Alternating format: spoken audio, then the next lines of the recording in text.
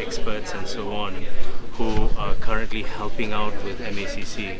So we are helping to spearhead this effort in collaboration with MACC to, one, for them to have a transformation in their HR practices, one. Two is, of course, we've also doing this operational piece where we've tried to bring in some private sector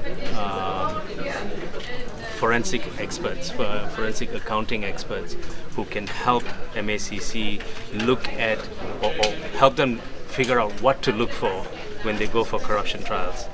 Right? What to look for, how to look for it, how to go after it, how to get their strike rates better when they actually bring them to trial. Right? That's one thing. The other thing, I think someone, I don't know who it was earlier, who mentioned, we're saying that we're doing things. We're actually doing a number of things in, like, for example, you may not think much about it at face value, right?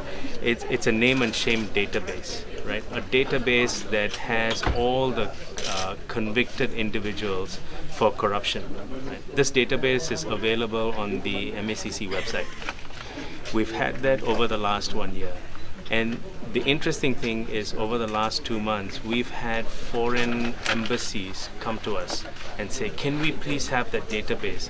Because now we're going to take that database and we're going to disallow those individuals from entering our country. So we respect what you have done, and therefore we're going to take it forward. So that's one thing.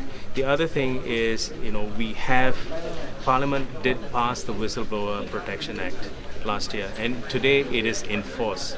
What we are now trying to do is bring as much attention to the public to say that you can whistleblow, but please don't go to the media, don't go to, don't even come to me. There's a lot of members of public who call me up and say, look, I need to whistleblow, and I keep telling them, please, you can't tell me that because I am not an enforcement agency. I can't give you the protection.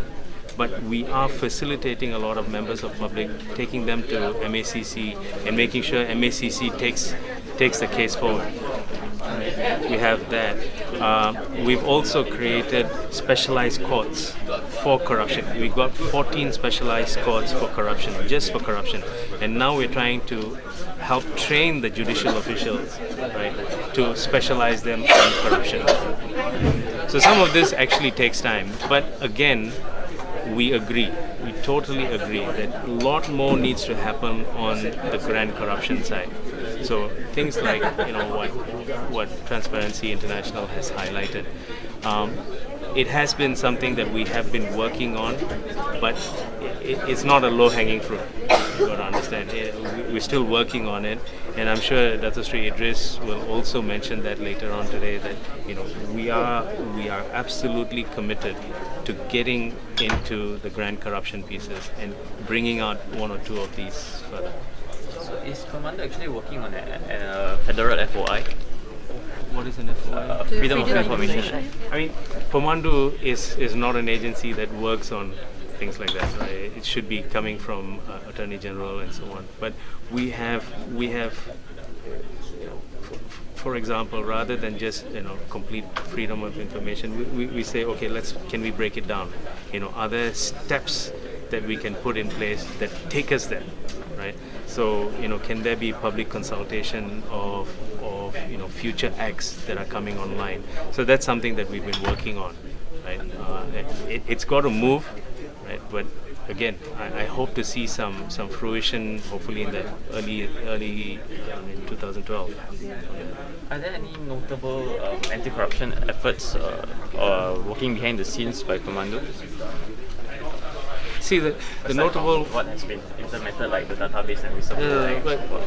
The notable one, as I mentioned, is, to me personally, it is what we do working with MACC. So this transformation effort, it's called MACC Transformation. To me, that is notable because what we are doing is I can't get into the individual cases, right? But we've brought the capable individuals to MACC to say, here's private sector people.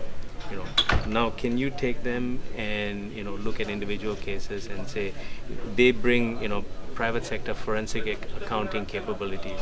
They can tell, and most of this happens partially in the private sector as well, right? So basically, they are able to say, okay, what document do you look for? How do you look for it? Where do you look for it? Where can you look for it? Right? Let's get that ability sharpened. But I think the main problem, the ministers keep brushing aside the TI report. Do you think that's a major problem? Well, I don't think you'll see them brushing this aside. It is significant. But they've been brushing aside every year before this, so why now? I think this year you will see everyone acknowledging it's a wake-up call. It's something we all acknowledge, right? But again, as I said, it's mixed, right? On the one hand, okay, something is happening on the petty corruption side, but we really have to get after the grand corruption. And I think later on today there will be a press statement by Dr. Sri Idris, and I think he will touch on some of that, right? Where the absolute commitment is there to address grand corruption. Thank you. Thanks. Sorry.